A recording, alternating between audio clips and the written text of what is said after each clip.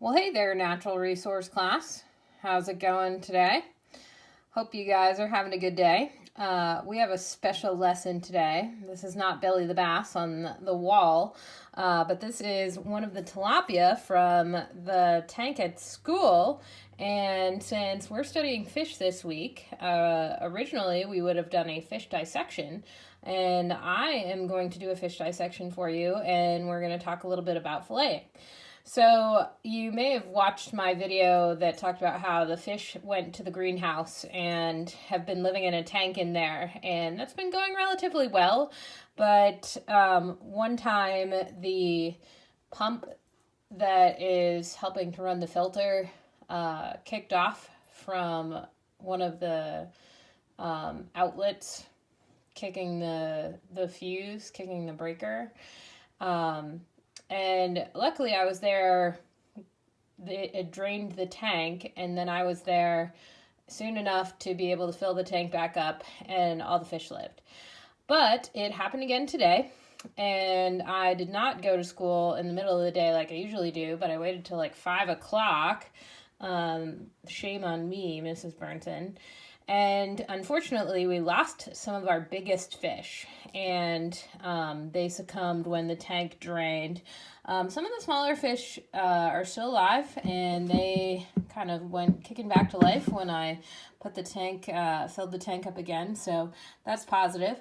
But I have a whole bunch of fish here that I'm actually going to process out. So since I know they died just because they didn't have any water, lack of water, it's not something that, like, I think they're still relatively healthy and good, so that's a good thing.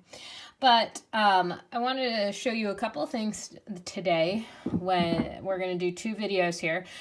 This one first is external fish parts that we're going to take a look at, and then we'll do some internal fish parts. We'll do a little dissection component after that. So the external fish parts that we go over in class, and you're going to have a quiz on, we start up front, and we are going to identify the mouth.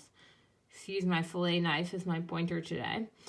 So the mouth and the nostrils are there as well. The eye, of course. Now this, right away, some of you guys are going to say, oh, Mrs. Burnson, that's the gills. But I want to know what the gill cover is called. Anyone know? That is called the operculum. So the gill cover is the operculum, and then inside it is, we're going to find those gills in there, in the gill arches. So primarily we're concerned with fins, with the parts of a fish that we're doing. And so we have, starting up here on the top, this is the dorsal fin, and the tilapia only has one fin. I'm trying to get it spread out here a little bit, but it is pretty prickly, and that is part of the name of this fin, which is called the spiny dorsal fin. And it is very pokey. If you've ever been fishing before, you know that that fin is the one that's going to get you. Now, back here, it's not very pokey. And this fin is kind of combined in the tilapia, that usually there's 2 fins on the top of the fish. The front part is the spiny dorsal fin, and the second fin in the back is the soft dorsal fin. So this one here is not spiny. In this case, in the tilapia, it's blended together, but you have spiny dorsal and soft dorsal fin. Now this fin back here, it also has a fancy name. Some of you might just say, oh, it's the tail fin, but it is called the caudal fin, and C-A-U-D-A-L, caudal. And then this meaty part right here, which the fish is going to use its muscles to help project it forward, is called the caudal peduncle. That's a nice funny name for you there, caudal peduncle. This fin down here is called the anal fin, and it is right behind the anus. Now this fish I'm kind of interested in.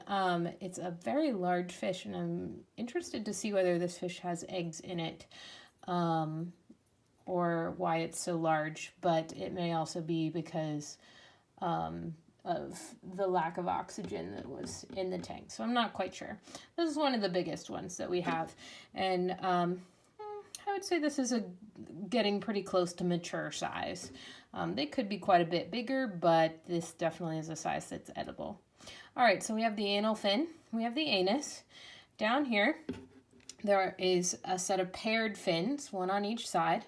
Those are called the pelvic fins. And then on the side here is the pectoral fins. And I try to encourage people to remember that the pectoral fins are above the pelvic fins. Pectoral in your body, your pecs are like your chest muscles, and your pelvis is your hips. And so your pectorals are above your pelvis. The last part on your fish ID that you're going to be doing is called the lateral line.